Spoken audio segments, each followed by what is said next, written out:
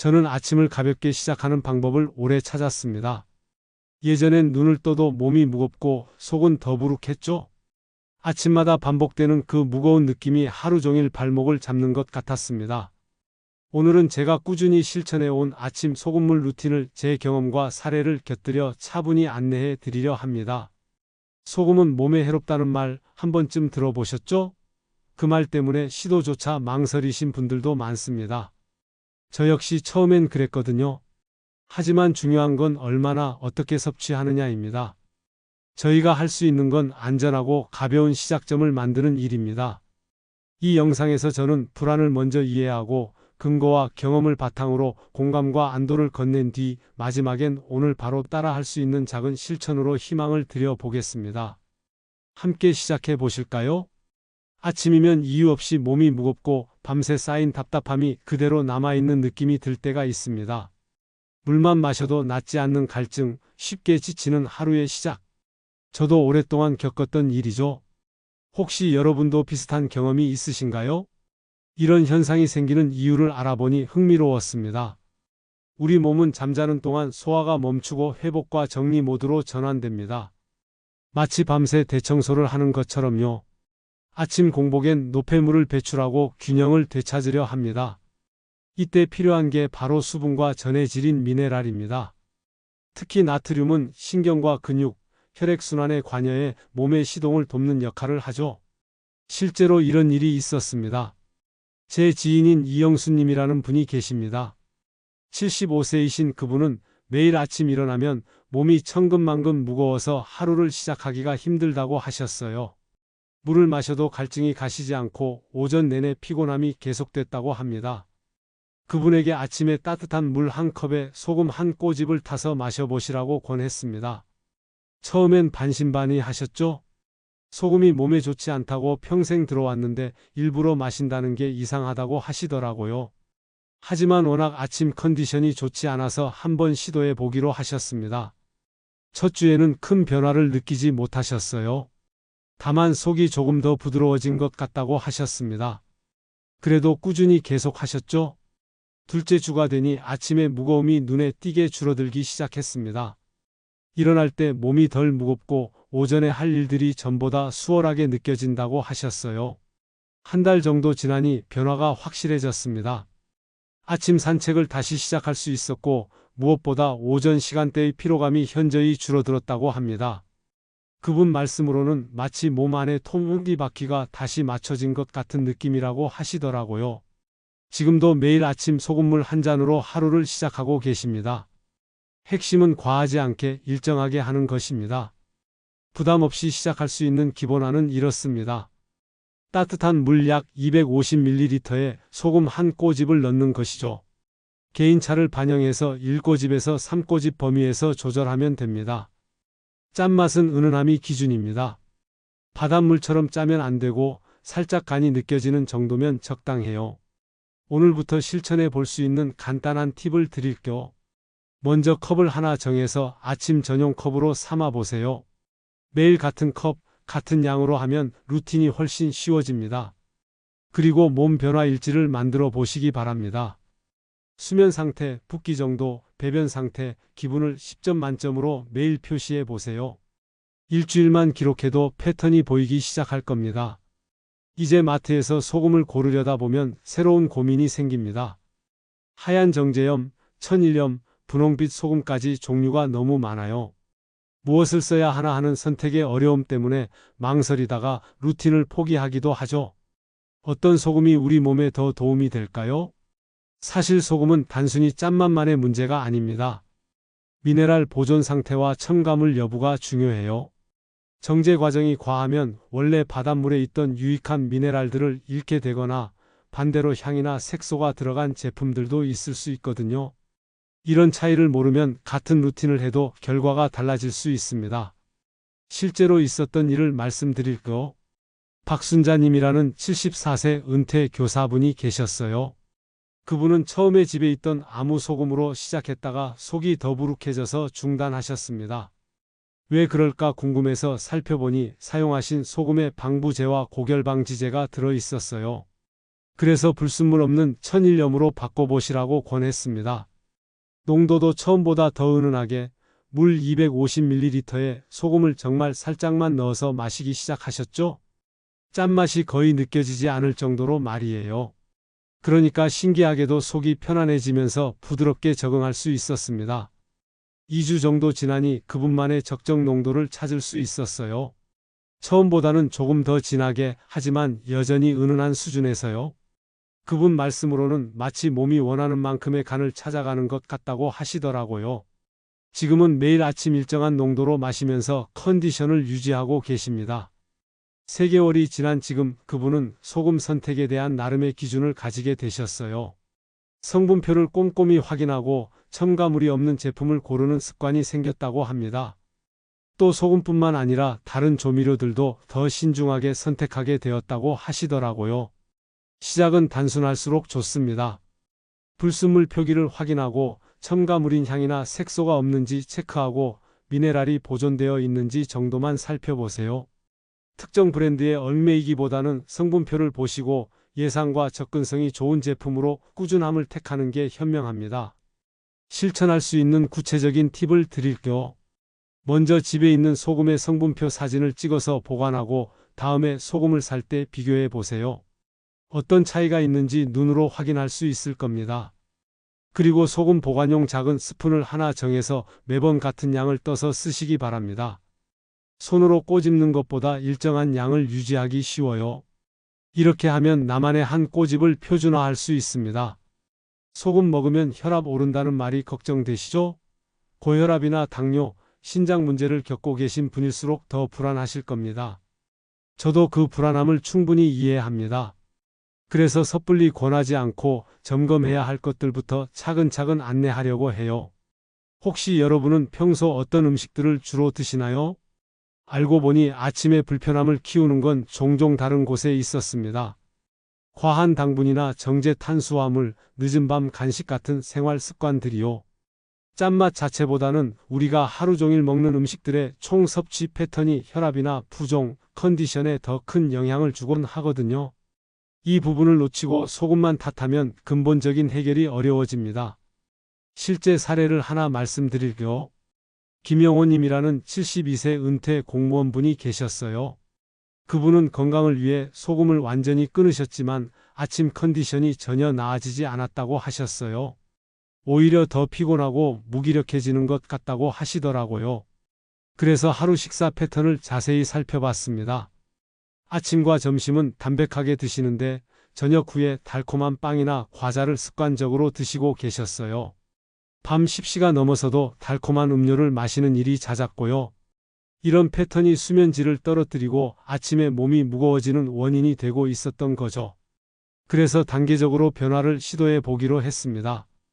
먼저 밤늦은 달콤한 간식을 줄이고 대신 물 섭취를 늘려보셨어요. 그리고 아침에는 은은한 소금물 한 잔으로 하루를 시작하셨습니다. 동시에 낮 시간대에도 물을 충분히 마시도록 신경 쓰셨고요. 처음 일주일은 큰 변화가 없었어요.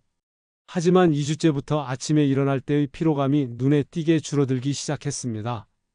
밤에 단 음식을 먹지 않으니 수면의 질이 좋아졌고 아침 소금물로 하루를 시작하니 몸의 시동이 부드럽게 걸리는 느낌이라고 하셨어요. 한 달 후에는 확실한 변화를 체감하셨습니다. 아침 피로감이 현저히 줄어들었고 오전 활동도 한결 수월해졌다고 하시더라고요. 무엇보다 밤늦은 단 음식에 대한 욕구 자체가 줄어든 것이 가장 큰 수확이었다고 합니다. 지금도 이런 패턴을 유지하고 계시고 전반적인 컨디션이 많이 개선되었다고 하세요. 아침 소금물은 도구일 뿐 만능은 아닙니다. 시작하기 전에 다음 3가지를 체크해 보세요. 첫째, 평소 단 음료나 빵, 과자를 얼마나 자주 드시는지. 둘째, 늦은 밤 간식 습관이 있는지. 셋째, 수면의 질은 어떤지. 이 3가지만 다이어리에 표시해도 큰 변화의 시작점을 찾을 수 있습니다. 오늘부터 바로 실천할 수 있는 팁을 알려드리려. 먼저 단 음료를 물에 레몬을 넣은 것으로 바꿔보세요. 단맛에 대한 욕구를 자연스럽게 줄일 수 있습니다. 그리고 혈압이나 혈당, 붓기가 염려되신다면 소금물은 정말 가벼운 농도인 한 꼬집으로 시작하시고 반드시 주치의와 상의해서 개인에게 맞는 방법을 찾으시기 바랍니다.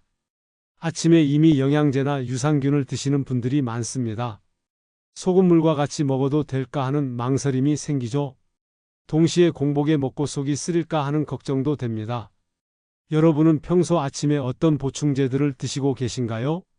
대부분의 영양제와 유산균은 소금물과 병행이 가능하지만 흡수 특성과 위 자극을 고려해서 순서를 조절하면 더 편안합니다. 예를 들어 지용성 비타민인 비타민 D나 코큐텐은 지방과 함께 먹을 때 흡수가 훨씬 좋아지거든요.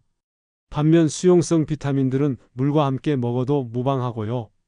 이런 특성을 알고 순서를 정하면 효과는 높이고 불편함은 줄일 수 있습니다. 최정희님이라는 70세 주부분의 경험을 말씀드릴게요. 그분은 평소 유산균을 아침 공복에 먹고 계셨는데 가끔 속이 더부룩하고 불편하다고 하셨어요. 소금물 루틴을 시작하면서 어떤 순서로 먹어야 할지 고민이 많으셨죠? 처음에는 소금물과 유산균을 동시에 드셨어요. 그런데 속이 더 더부룩해지고 때로는 메스꺼운 느낌까지 들었다고 하시더라고요. 그래서 순서를 바꿔보기로 했습니다.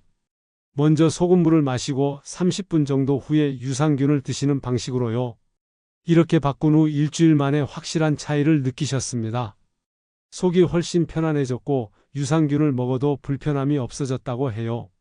더 놀라운 건 화장실 리듬이 더 안정됐다는 점이었습니다. 소금물로 몸이 깨어나고 그 다음에 유산균이 들어가니 상승 효과가 있는 것 같다고 하시더라고요. 그분은 이후 3개월 동안 이 패턴을 유지하고 계십니다. 아침 6시 30분에 일어나서 소금물을 마시고 7시에 유산균과 종합 비타민을 드시는 루틴이 완전히 자리 잡았어요. 덕분에 소화도 편하고 아침 컨디션도 한결 나아졌다고 합니다. 가끔 여행을 가거나 일정이 바뀔 때도 이 순서만큼은 꼭 지키려고 노력한다고 하시더라고요. 몸에 맞는 루틴을 찾기 위해 2가지 방법 중 선택해 보세요. A안은 기력이 부족하다고 느끼시는 분들을 위한 것입니다. 한 숟갈 정도의 올리브오일 같은 좋은 지방을 먼저 드시고 30분 후에 소금물을 마신 다음 그 이후에 영양제를 드시는 방법이에요. B안은 입맛이 없으신 분들을 위한 것으로 소금물을 먼저 마시고 30분 후에 영양제나 유산균을 드시는 방법입니다. 만약 불편하시면 시간 간격을 더 벌려도 괜찮아요. 바로 실천할 수 있는 팁을 알려드릴게요. 먼저 알람을 2개 설정해서 순서를 정확히 지켜보세요. 기상 직후와 30분 후로 설정하시면 됩니다. 그리고 새로운 조합을 시도하는 첫 일주일은 증상 체크표를 작성해 보시기 바랍니다. 속 편함, 기력 상태, 소화 상태 등을 기록하면 본인에게 가장 편한 패턴을 찾을 수 있을 겁니다. 가장 많이 받는 질문이 하루에 얼마나 마셔야 하느냐는 것입니다. 어떤 날은 목이 더 마르고 어떤 날은 붓기가 신경 쓰이기도 하죠. 그럴 때마다 소금물을 더 마시면 좋을까요? 아니면 줄여야 할까요? 이런 고민 한 번쯤 해보셨을 것 같아요. 사실 아침 한 잔만으로도 충분한 분이 대부분입니다. 자주 마시고 싶은 날이 있다면 체감하는 갈증이나 활동량이 늘었기 때문일 가능성이 높아요. 반대로 붓기가 느껴진다면 대개 단 음식이나 야식, 수면 부족의 영향이 더 큽니다. 소금물 자체보다는 전체적인 생활 패턴을 살펴보는 게 중요하다는 뜻이죠. 윤정남님이라는 66세 은퇴 은행원 분의 이야기를 들려드릴게요. 그분은 아침 소금물 한 잔으로 하루를 시작한 지 2개월째였는데 신기하게도 오후에 과자나 달콤한 간식을 찾는 횟수가 현저히 줄어들었다고 하셨어요. 예전에는 오후 3시만 되면 어김없이 뭔가 달콤한 걸 찾았는데 그런 욕구가 많이 사라졌다는 거예요. 그런데 가끔 과자를 많이 먹은 날이면 다음날 아침에 얼굴이 붓는 걸 느끼셨대요. 처음에는 소금물 때문인가 하고 걱정하셨지만 며칠 관찰해 보니 과자나 빵을 많이 먹은 다음 날에만 그런 현상이 나타났어요. 그래서 일기를 써서 패턴을 기록해 보기로 하셨죠? 한 달 동안 꼼꼼히 기록한 결과 확실한 패턴을 발견할 수 있었습니다.